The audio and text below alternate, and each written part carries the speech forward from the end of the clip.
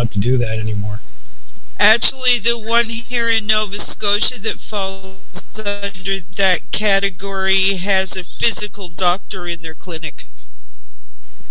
Yeah, some of them do.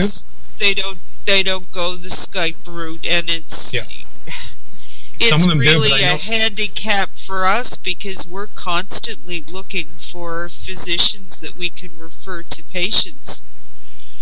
And it's, you know, one less avenue we feel we have to pursue because so many patients want to be able to grow their own meds. And the problem is too, like I said, even though I'm in BC, there's not a lot of there's no doctors in this area that are going to sign patients. Apparently there's one in Nelson, but apparently it's a naturopath too, and I don't believe that naturopaths are able to sign. And he was signing for the dispensaries out there, right? So he wasn't actually a doctor signing for even the MMPR. He was a doctor signing for the dispensaries out there, which is totally and completely different as well. So, you know what I mean? We've got doctors that have been signing for dispensary cards that wouldn't actually sign for an MMPR even. And then you've got the doctors that have been signing for the LPs that are all getting kickbacks from the LPs that now are refusing to sign you for a grow. Like, you know who is allowed to sign now? Nurse practitioners. Cool. We have a few here. Yeah. But so, I'm wondering, in reading that, it's my understanding it depends on their provincial protocol, and I'm wondering what the provincial protocol provides for. Yes, it does, and I know in Ontario, narcotics. They aren't allowed to sign for narcotics. Right. So. Yeah, and I don't think they're allowed to prescribe narcotics in Alberta or BC, which means that they would not be able to prescribe for marijuana. Well, it was right there in the regulations. So I know that, right? Yeah, depending on whatever your province says is what goes, right? Yeah, and that's exactly where, like I said, like even a lot of these doctors now, when you go, even for they're signing for narcotics, period. You'll go into your doctor's office now, and they'll tell you straight up, we don't sign narcotic at all. So they're not even like wanting to sign you for Percocet or anything that's got any opiate in it, unless you're absolutely like, you know, in a car accident or you're dying kind of thing. Like, don't go into your doctor even here and ask for any of that kind of stuff because of the problems with opiates, I guess.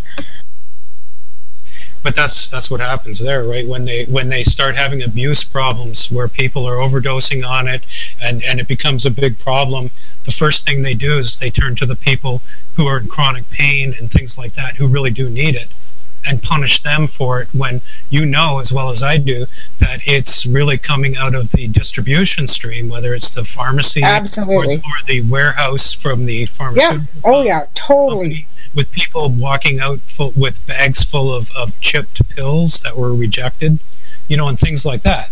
This is where, and doctors too, overprescribing. That's really where the whole problem lies, yet it's the people who really need it that are getting punished. And here in Ontario, the Wynne government just announced that they are no longer going to cover things like fentanyl patches or like any cotton, like hydromorph cotton or OxyContin or any of those things, and even for people who are terminally ill, they won't cover it. And that's not right either. Yeah. No, so you know, because not everybody that's in chronic pain is an addict. Exactly, and some people do need those things, and why should they be punished? Because the whole system, the doctors, the pharmaceutical companies, the pharmacies have allowed this proliferation of these highly addictive, dangerous, deadly substances, and they go after the poor people who are really needed. Everybody likes the Smarties, but it seems. Yeah, that's unfortunate. Yeah. Exactly. Yeah. I want to touch on one thing, and that was if the MMAR was unconstitutional and the MMPR was unconstitutional, and this program seems to be harmonization of the two programs, do two wrongs make a right? Isn't that what the saying usually is? Do two wrongs make a right? Cheryl, say something, Cheryl. Cheryl, are you there? Oh, sorry, repeat that. Sorry. Say something. Say, what do you think about this program? If they're all unconstitutional, MMAR, MMPR, what do you make of this? Do two wrongs make a right? Be crim and grow like tomatoes. Yeah. That's like, honestly, if you don't decriminalize it, and both programs are unconstitutional.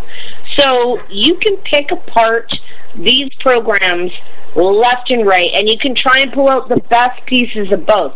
But in the end, the whole thing, it's still never going to be right. And it's not going to be right because you're denying people access to medicine. And, you know, you're denying. If you have rules or regulations about how someone gets their medicine that will keep them alive, and that doesn't allow to truly encompass everyone, then it's unconstitutional. Now, in the criminal code, Section 262, and I really love this one, impeding to attempt to save a life. Everyone who prevents or impedes to attempt or attempts to prevent or impede anyone who is attempting to save his own life, or without reasonable cause prevents or impedes to attempt to prevent or impede any person who is attempting to save the life of another person, is guilty of an indictable offense and liable to imprisonment for a term not exceeding 10 years. Well, every system that they've come up with has been unconstitutional. You're guilty. So, guilty. Government is guilty of Section 262. You're going to jail for 10 years. Yeah. You know. Yeah. So, and that's truly what it is. No one should have to fear for their life. Why can we not have free, fair medical access to whatever the hell we need to keep our quality and quantity and quality of life as high as possible? Isn't it about being alive? Isn't that what medical things are about, is to keep you healthy? This is not that. That's all. That's my thoughts. You know. Deb? Oh, I'm in total agreement with Cheryl. How could something be constitutional if only one person is left behind? Yeah. It's not. Yeah, and no one left behind, ever. This is about lives. This is about people's humanity. Okay, when you are doing something unconstitutional, that has been, both of them have been. I mean, yes, there are some really positive things, and I really like some of it, but honestly, in the truth of the matter is, it's all unconstitutional. Preventing anybody from saving their own life or having quality of life is completely unconstitutional and can't be allowed. Can I say something? Go ahead. Yeah, go ahead. Sorry, can I say something real quick? Yeah, go ahead. Thank you. Sorry, I'm just kind of also thinking about the whole assisted suicide thing that's going on in Canada right now, where it's now legal. On the other side of that scale, is it not reasonable to use whatever measures are possible to make your life as easy as possible without pain free and that type of stuff? We already have assisted suicide, and we're not going to argue that debate at all. But on the other hand, we got the people that aren't there at that point or anything like that. We need to look at their health and their how healthy or how, you know, what's the word am I looking for? If they can improve their high quality health of life. Yeah. Well, and absolutely, and this program leaves people in the unconstitutional position once again. People like Tamara will be forced to choose between their liberty and their health. It's just simply unconscionable. Or I get stuck, you know, having to hand my licensing over to a designated grower that I can hopefully find that's going to, you know, that I can trust. And then and here's the thing too, like if they're making it so that dispensaries and compassion clubs are illegal, which they always were, like I'm not going to go into that whole debate either, but we all know that a lot of overage for dispensary were bought from the legal growers that were helping the patients, hence why the patients were able to get their medicine for free. So the designated grower is not able to take the overage to the dispensary compassion club. How was that patient going to reimburse the designated grower, or how is the grower going to be able to give them their medication for reasonable or access for free, as they haven't in the past, right? Yeah. So there's so many questions out there for so many people. I'm sure, like I said, I've been trying all day not to be a negative Nelly and kind of walked away from the keyboard to keep myself in bay. But in reality, there's so many unconstitutional things about this program, and I'm just hoping that Palin sees it for what it is, picks it apart as well as we have, and just goes, no, this is not going to work. I know under the MMAR, patients were allowed to compensate the designated grower. Now, I haven't read these fully to see if that is written in the new documents. There was nothing in there forbidding it, and there was nothing in there allowing it. So it wasn't even mentioned. It wasn't even mentioned. Like I said, if they're not allowing compassion clubs, like just hypothetical, like being the devil advocate here, correct. We already know that they're going and they're plowing through Toronto, 43 this week, 2 last week, another 4 this week. They're gonna, as soon as they go up, they're going to be knocking doors down. Where is the overage going to be able to go so that these people can be compensated for their lights, their gas, the power, or the dirt, the nutrients? Because, like I said, it's not free to grow. Even if you're underneath the sunshine, you still have labor, right? Like, people who personally grow for themselves, they're paying to grow. Well, it still costs them to grow too. Oh, sure. Right? Oh, yeah. Absolutely. Yeah. But I'm talking the designated growers. Like, for example, people that live in apartments, or people like myself who have, not the ability now to grow because of some stupid loophole, and I have to give it off to a designated grower. But that designated grower has no ways and means of giving it to me for free. Like before, it was like, okay, give me 10%, 15%. Most of the designated growers end up giving you 10% of what your prescription is, and they kept the rest, right? And what they did with that, you just kind of blind-eyed it, and they gave you your medicine for free, right? And that's how a lot of them were doing it. How are they going to be able to do that now? I'm not denying it wasn't happening, but was that the way that the MMAR program was to be run when it comes to the designated growers should be able to have designated growers should be able to have their medicine tested and give it to dispensaries so the dispensaries can administer it. And since the LPs aren't going away, they should be able to put it in there because it's called a free and fair market. Yeah. Like I said, we all know, let's not, mince words. We all know let's be fair, honest. Like, we know what's going on. We know that growers, the dispensaries were getting it from legal designated growers, which was fine, because as far as I'm concerned, this is not coming from the black market underground. You know what I'm saying? Like, I'd rather see it coming from a designated grower than, the Hells Angels, for example. Yeah. Right? If it's coming from an overage from an MMAR or whatever, and it goes to a patient who owns a dispensary, who dispenses it to patients, is that not, What's wrong with that? The government calls that diversion. Yeah, exactly. And now with the new regulations too, with making it very clear that compassion clubs and dispensaries are illegal, how is that going to help the patients that can't afford to now get a designated grower, because a designated grower is going to be charging them straight price or whatever the prices ALPs are for growing their medicine too? Well, here's the difference in the designated grower portion. Before, in the old MMAR, you as the person who designated your designated grower, you were forbidden from participating in anything that they do. In other words, you couldn't go there and help him water or help him trim or do anything or go even set foot in his location.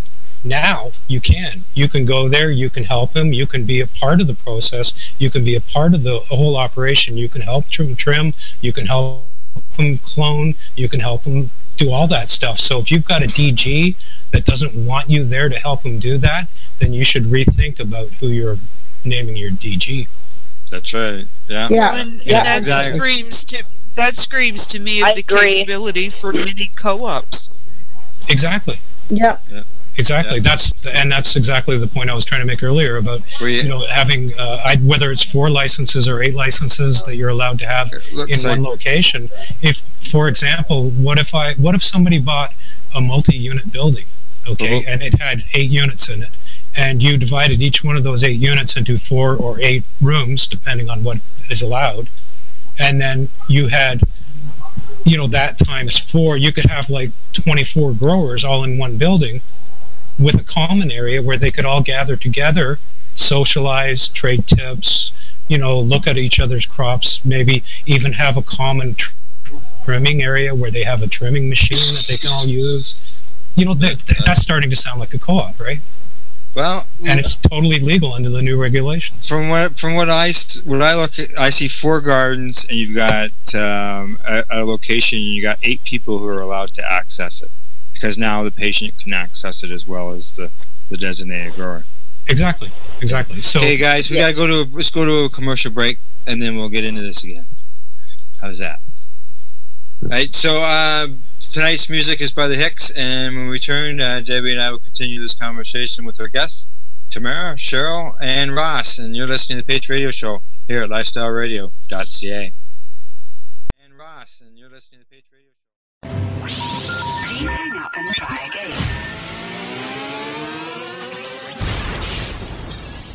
You're listening to Lifestyle Radio. Now I dream of fields just outside my door. I'd share it with my neighbors, 'cause that's what neighbors are for. Roll up a fatty and corn up on the grill, and come on down and spark one with Uncle Bob and Bill. Growing your own vegetables, flowers, or even medicinal plants can be a challenge without the right equipment and proper know-how. At BMA Hydroponics, not only are they your urban horticultural experts and suppliers, but their staff holds the customer's needs paramount to making a sale. Family-owned with decades of experience and knowledge, they offer free advice in person, by phone, or email. BMA Hydroponics wants to ensure you have the advice you need, which is why you'll find tips and tricks on different ways to grow, like wick, ebb and flow, drip, or aeroponic system, as well as other helpful links at bmahydroponics.com. If you can't find what you're looking for, just let them know, and they'll do everything they can to get what you're looking for. At BMA Hydroponics, each staff member also possesses a federal exemptee MMAR license, making their strong suit empathy, experience, and dedication to their customers. Because when you know how to grow, you'll have results that make you proud. BMA Hydroponics in Belleville, Ontario. Visit bmahydroponics.com. BMA offers cannabinoid testing, so if you want to prove you've got good medicine, head to BMA Hydroponics and prove it. The National Task Force on Medicinal Cannabis is a group of not-for-profit organizations dedicated to influencing government policy with factual evidence. Our mission is to ensure that a constitutional medical program is developed that will address the concerns of all Canadians that require therapeutic cannabis. The task force is looking for dedicated people who are willing to contribute to our cause. We have formed this task force to foster a unified approach and focus on lobbying the federal government and Health Canada. We represent the combined expertise of thousands of patients with more than a decade of experience. As a task force participant, you, your business, or your group will have an opportunity to show that you care and offer your unique skills to promote the cause. If you would like to get involved, go to medcanataskforce.org. That's medcanataskforce.org and use the Contact Us link to get started. Help us help you. Tune into the P.A.C.E Radio Show and catch Kim Cooper, Debbie Stultz-Giffin, or Alison Merlin, along with myself, Al Graham, as we talk to Canadian and international cannabis advocates who are working hard to help patients and to end cannabis prohibition. Catch us live every Wednesday at 8 p.m. Eastern Standard Time here at lifestyleradio.ca. Canada, the time to act is now. These days, your customers are seeking variety. Increase your earning potential by expanding your inventory with CC Nexus, Canada's largest cannabis seed wholesaler. CC Nexus stocks over 60 reputable breeders, including Canuck seeds, with a wealth of autoflower, regular, feminized, and CBD strains. All first-time customers will receive a free pack of Canuck seeds, plus a mug, t-shirt, and additional promotional materials. Add strains and increase your profit with CC Nexus, your Canadian-owned and operated wholesaler of cannabis seeds. Discreet, worldwide stealth shipping from Canada, supporting you locally. Call today 1-844-843-7995, 1-844-843-7995, or visit us at ccnexus.global. Now I know better, what they say just ain't right. Come on, free the weed and stand up for your right. Some of us are short of cash, but there's plenty of food and hash in the green grass. In the green. Welcome back to the P.A.C.E Radio Show. We are being broadcasted live at lifestyleradio.ca. Plus, you can find our podcast afterwards. We'll have her up, and you can find her at Mixcloud, YouTube, and for our USA listeners, you can also find us at iHeartRadio. As I said before the break, tonight our music was featured by the BC band known as the Hicks, and the song "Oh Lord, Keep Me in the Green." If you enjoyed tonight's song and you want to find more, you can find it and other stuff at the Hicks on YouTube as well as at Facebook. Tonight on the P.A.C.E Radio Show, I'm joined by our guests, Cheryl T. Rose, Tamara Cartwright, and Ross Middleton of the National Task Force on Medicinal Cannabis, and my Joint Host Debbie Stultz-Giffin. Well, guys, we're into the last segment here. We got about 20 minutes or so. I know that we should probably touch on where we think that Judge Fallon might go with this, or will Health Canada approach the judge in order to get the thing lifted? And I think, Deb, you had a question that you wanted to ask Cheryl about. Well, I'd like to have Cheryl talk about how she perceives these new regulations will impact Haley's life. Okay, well, I do. There is one thing I do like, that at a federal level, now, originally I thought that, because I misread it, that they would not be able to, medical staff couldn't administer in hospitals or care homes or such. But then when I reread it, yeah, there is an other than an LP. So as long as you have your prescription, you can. Awesome. Now, I have a concern. That's actually really good. My concern lies in the fact of when it comes to packaging, labeling, and shipping, and it talks about the information on the product. Now, in the regulations, it implies that they would, the acidic and non-acidic would be separated. However, in the actual equation that they give you, THC plus THC acid and CBD plus CBD acid, well, that tells me THC plus THC acid is one number and separates that and the CBD, which is CBD plus CBD acid. Well, you cannot just lump sum them. Sure, you could have a total amount, but without having the acidic and non-acidic forms, or activated and unactivated, you're not giving people the data that they need. And for Haley, that means, and I've tried it, we tried it with juicing, we tried it with half-activated product in one dose, and both of these times were in one dose.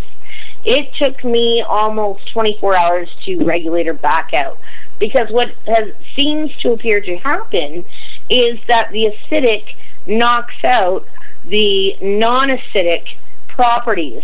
And I'm guessing that it would work in a reverse with if you need acidic medicine and you all of a sudden had it non-acidic or decarboxylated rather than raw, that it would have the same negative effect. If I need activated cannabis, I need activated cannabis. If I need non-activated, then that's what I need.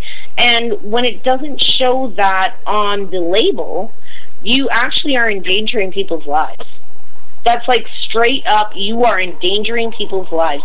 And I'm sickened over some of the LPs who, if you have multi-millions of dollars to invest in this, and you have the machines, and I'm even more grossed out by Health Canada, because they set that standard, but if you have the ability to test it, then you need to be transparent and express what is active and inactive. And those are my two major concerns about this. I'm still going through it, but those really they affect a lot of people, especially children that are using activated or unactivated, however it's being made. And if when it comes to extractions, Haley requires over 115. She requires 115 milligrams THC and 137 to 140 milligrams of CBD, and then there's THCV, CBN, CBG, CBC that are all within her medication needs.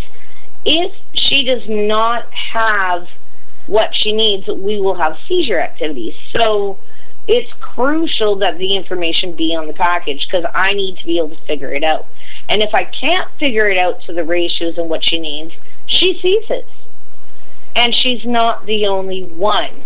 Regardless of how any patient takes their medicine, they must be able to know what's in them, and if they're producing it themselves, they need to be able to have access to a lab for testing. That is it. There is like no other way around that. That has to be. Otherwise, you are putting people in jeopardy when you don't give them the right information. That's bullshit. Total bullshit. It is defeats science. It defeats health. It defeats quality and quantity of life. It is 100% unconstitutional to not give someone the information they need on a medicine when somebody else is fucking providing it. Sorry, pisses me off. Well, for sure, and for our listeners who aren't familiar with Haley's story, could you just take a couple of minutes to in a nutshell, describe what Haley's form of epilepsy is like, so that our listeners will get a better understanding of just how crucial all of this is to her? Well, Haley is 23 years old. She was diagnosed with LGS Lennox-Gastaut syndrome when she was 6 years old. She's been on over 28 pharmaceutical drugs before starting cannabis, about 21 to 28 before cannabis even came close. She suffers actually 2 life-threatening seizure conditions. The second one is due to estrogen surges and progesterone fluctuations called catamenial seizures. She has triggers due to full moon as well, because, of course, our bodies are one with the earth. And she started medical cannabis at 15. She was the youngest in Canada. Storm Special is the second youngest, within just a few months of her, for a completely different condition, which is amazing. And she is now 23, doing better than ever. It's been a lot of work, a lot of trying different things. Incredible Dr. Paul Hornby is how we got all this knowledge to even begin our journey. Between him and the Vapor Lounge with Montgomery and Michelle Rainey, God bless her soul, incredible one. But Haley now, we've honed it in down to milligrams of THC, CBD, and then of course we have the other cannabinoids, which we haven't perfected those yet, but we know that we like to see them because she does better overall in her functions. She has 5 different seizure types. She has mental and cognitive delays. She, from years of pharmaceuticals, she has bone deterioration. She is a walking miracle and a beautiful soul. We were told when she was 15 that we were not going January 2008, we were told she wouldn't not make it for sure till Christmas. We'd be lucky, we were lucky to hope for September for the new school year. And here she is, she's 23. 8 years later. And 8, we were told. At 8, I actually moved me and my 2 children, my daughter and my son, and we went to California to look for medical cannabis to try it, because she had tried 2 pharmaceuticals here. There was nothing that seemed to help. We went over there. Doctors typically, when you get around 3 pharmaceuticals that you try, they start to go, hey, this is pretty serious. And then they have to start adding multiple medications. And it just gets worse from there. But we went there. We couldn't find a doctor. We came back, and it took until 2008, when she was 15, 7 years, to find a doctor that would sign. And before he actually signed, I went and I took matters into my own hands, and I went and I gave my daughter cannabis.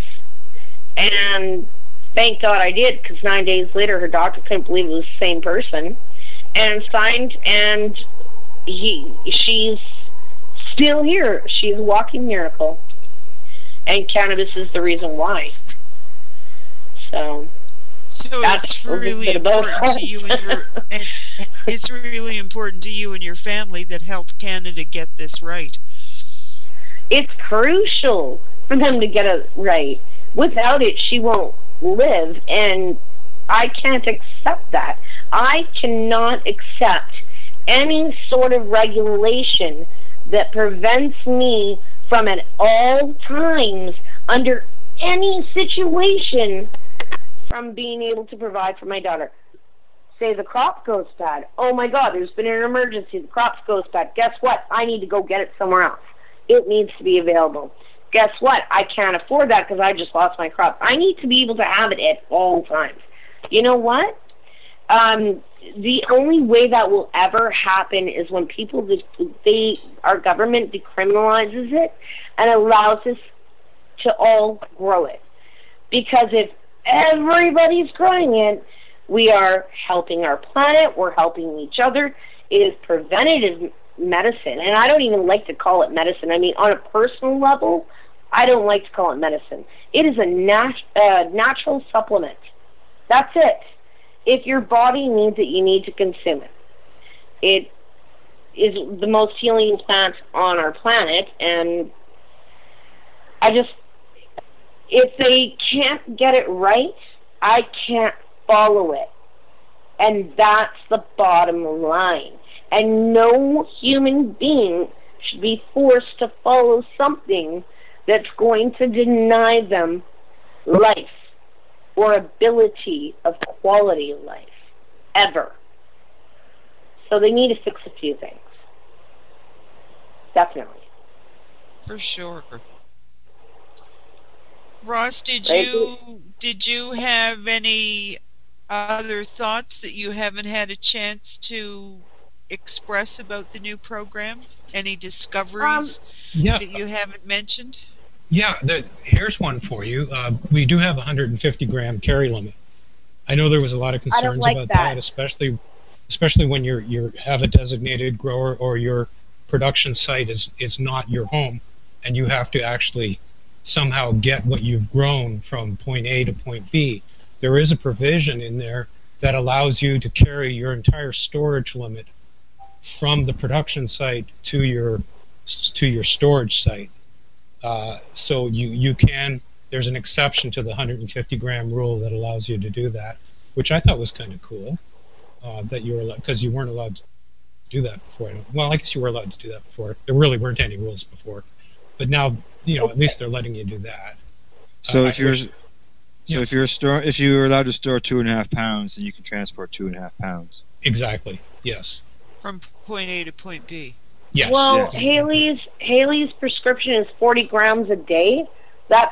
I believe that would be more. Wouldn't it be like 1,200 grams? What?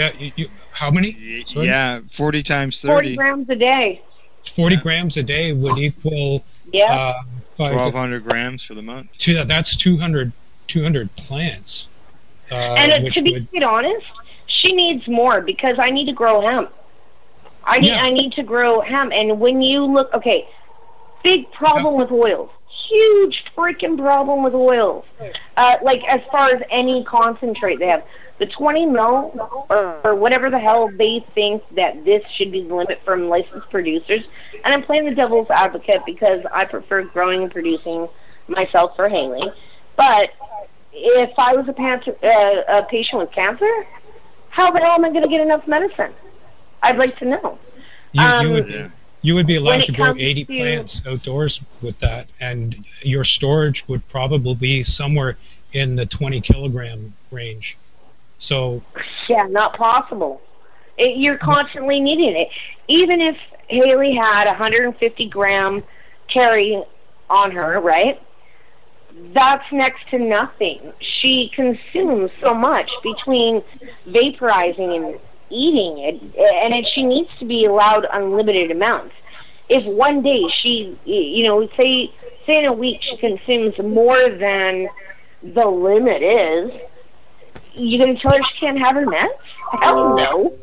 And if it's less, are you going to, you can't really, to put that kind of limit, I mean, God, if I wasn't going to be growing it for her, I'd have to be right next to the LP because I constantly have to go get it or whatever, right? Unless I was the storage. But what if I couldn't store it? Then the not LP, DG has to store it. So now the DG is storing it, but I can only carry 150 grams. That doesn't work. That doesn't work at all. Then I have to be close to that DG, very close, because I'm going to be there all the time.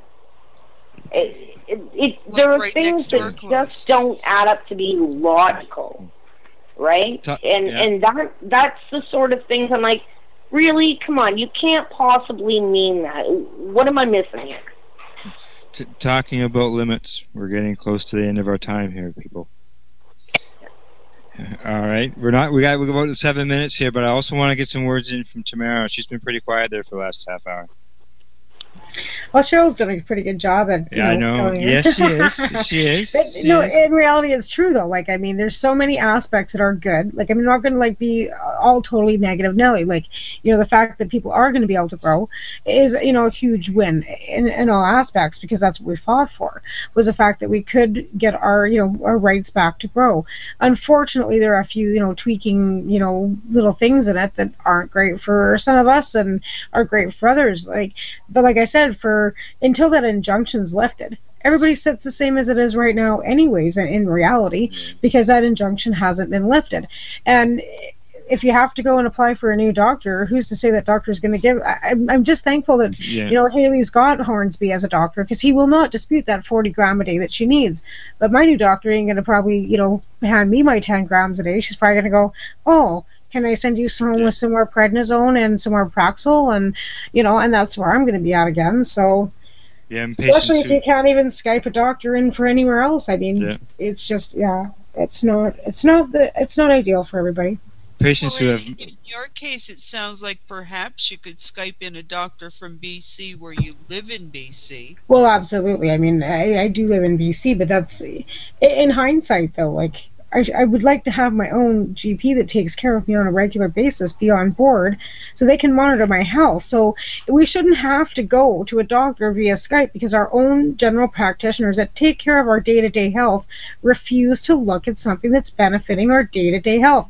I don't use a doctor more than probably once a year, and that's usually because Taven has an ear infection and I have to go and take him. We're not sickly people. My colitis is what it is. I can't go and have them do anything but take it all out and give me a bag. So it's not like I can be going to the doctor once a month because I don't have the need to. But in hindsight, I should be able to go to my doctor here and say, look, I don't want your pharmaceuticals. I've been licensed for this long on medical cannabis. Please just sign these papers and not have to fight again with somebody that's not good, that takes care of my general health. It should not be a fight. Yeah, like in Matt's court case, we won the rights to accessing cannabis, and you're running into roadblocks and doctors that aren't allowing patients that right. And that's the problem. And with college and physicians actively blocking them and saying, okay, well, we're going to scrutinize you. You signed too many licensing. Like, I know, for an example, there was a doctor in Lethbridge that had opened a medical marijuana clinic. But here's the thing, they're only allowed to take so many new patients. And once you're at the top end of your patient list, then that patient list is full and you can't take any more patients. So you might have 500 people lined up the door, but you can only take 50 in. So you're still leaving another 450 people without access to a doctor. And that's the unfortunate thing with healthcare in Canada. It's got nothing really to do with even marijuana in Canada. It's got everything to do with healthcare in Canada. And that's an unfortunate thing too. Yes, right, Bingo. Exactly. Bingo. Yeah. Okay, we're down to about the last 3 minutes here, ladies, and Ross. So I want to give Cheryl a chance to throw a shout out to where they can find her foundation online and stuff. Cheryl? Cheryl, are you there? Oh. Tamara and Ross, you let us know where you can find the task force. Ross, go ahead. We're at www.nationaltaskforce.org, I think. And then Task Force. Go ahead, sorry. Medcanataskforce.org. Medcanataskforce.org. And then we're also the Canadian Therapeutic Cannabis Partners Society, which we can be found at, Ross? CanadianTherapeuticCannabisPartners.com. Absolutely, and on Facebook as well, and we also have a Twitter account, and there's some new and upcoming fun stuff going to be happening with Canadian Therapeutic. Hopefully, we're looking forward to doing something here in the next little bit. Good, super. Now, I don't know, Cheryl, I don't know whether she's back or not, or whether she's there. Yeah, I'm here. Okay, can you let everybody know where they can find Haley's Foundation? For sure, at Haley Rose Foundation on Facebook, or HaleyRoseFoundation.org. And also you can find us at HRF on Twitter. Haley Rose FDN. Or Haley Rose FDN. Sorry about that, for Twitter. Not a problem. Okay, super. Okay, so we know where to find the foundation, the Canadian Therapeutic Cannabis, and Haley Rose Foundation. And where do we find Mums, Deb? Well, you can find Mum on Facebook, of course. We're on Twitter just a little bit. But we're also on the internet at www.mumm.ca. And you can also find us the second Saturday of every month at the Bedford Legion at usually 1 o'clock in the afternoon, holding our monthly meeting. Nice. Good. Monthly meetings. Always nice to have. Alrighty. I'd like to let everybody know that this Saturday that my joint host, Kim Cooper, will be broadcasting live in the afternoon from the Northern Ontario Hemp Fest event. So you can join Kim, Al Rap, from the 420 Radio Show and Lifestyle Radio, as well as www.420radio.ca. And I'll be there as well as myself. And we'll be talking to Kim, as well as special guests and people who are at this week-long event. So that's Saturday afternoon. And you can find P.A.C.E on Twitter at P.A.C.E Radio, and you can like us on Facebook as well. We're online at pace-online.ca. Thank yous tonight go out to our sponsor, the friendly folks at BMA Hydroponics. Thank you, Ross and Hydro Deb. I know you're there in the background. CC Nexus, Canada's largest cannabis seed wholesaler. Al Rap, a Lifestyle Radio. Also, big thank you to our guests, Tamara Cartwright, Cheryl T. Rose, and Ross Middleton of the National Task Force on Medicinal Cannabis, and to my joint host, Debbie Stultz-Giffin of Maritime United for Medical Marijuana. Plus, a big thank you to you, our listeners, for tuning in the program. Thank you, and good night. Good night. Good night. Night. Good night. Good night. So what are you doing? Nothing. Why not? trying to get on this Lifestyle Radio website. Sounds like a cool website. Yeah, it's alright. Oh, wait, I might have it. You might have it. You're listening to Lifestyle Radio. The opinions expressed during this show are those of the individual participants and do